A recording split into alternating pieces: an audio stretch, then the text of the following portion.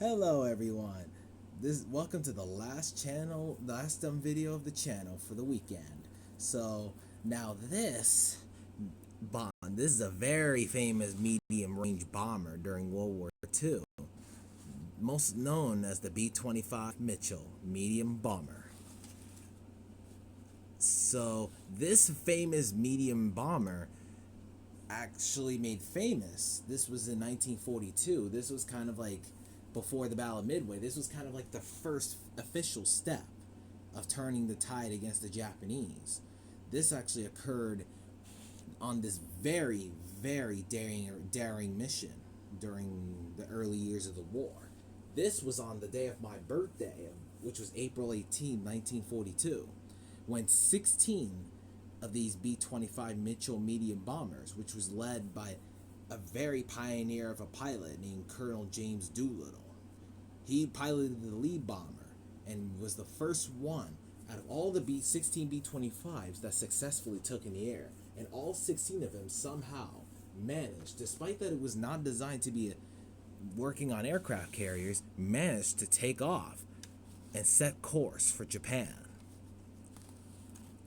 So, if I'm not mistaken, the Doolittle Raiders' targets were Tokyo, Nagoya, Osaka, Yokosuka Navy Base, Kobe, and Nagoya. So yeah, all these places in Japan were their main targets. As soon as they got over the target area, they managed to successfully do the bombing runs on these cities.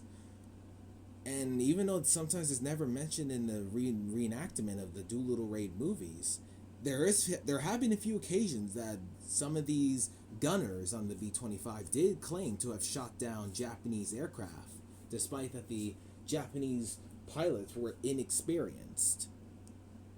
The pilots that were involved in based in Tokyo, they were really inexperienced pilots. That's why they never really gave any trouble to the Doolittle Raid by the time. After they hit all of their targets, they would set their course to their original destination. Their original destination was to China. They were going to go to China to land, so they can meet with the Chinese. But unfortunately, by the time they were over Chinese territory, before they were over the Chinese territory,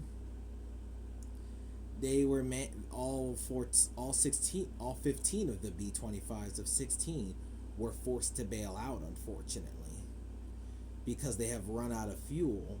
Basically, like the fuel basically were spent. All of the Doolittle Raid were forced to bail out. There were, I think, 5 that were captured by the Japanese because they were Chinese occupied territories.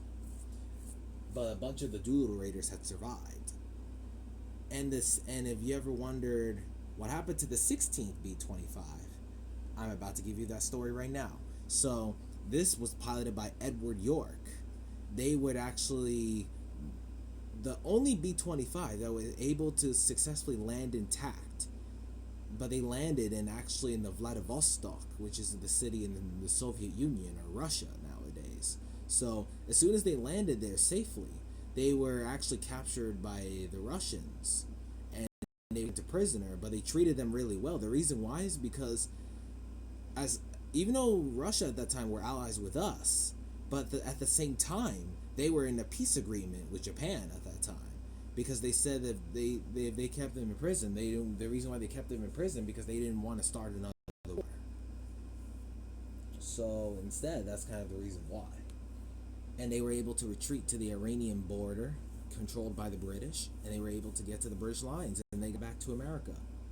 But for that heroic action and the daring mission, Jimmy Doolittle received the whole Medal of Honor, while the other were receiving, I think, Distinguished Flying Crosses. And sadly, unfortunately, the last survivor of all the Doolittle Raiders officially died back in 2019 at the age of 103. His name was Richard Eugene Cole, whom what he did in the Doolittle Raid, he was actually Jimmy Doolittle's co-pilot in the lead bomber. So rest in peace for all the Doolittle Raiders that did for us.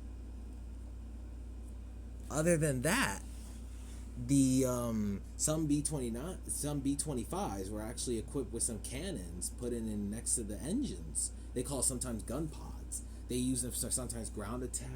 They were even using some one tactic called skip bombing, which means they go low and like a torpedo bomber, and they would skip the bomb into the ship, kind of like how you throw it in a different way of a rock, and you skip it in a river like that. So they used to do that as well. But before I end it, the fact that they have a very interesting characteristic of a B-25 that many people are not aware of. Like, have you ever heard? Like, I know a bunch of people have heard of the most famous aircraft that I actually personally love too, the Vought F4U Corsair. That it has inverted gull wing design. But did you know that the B-25 also has gull wing too?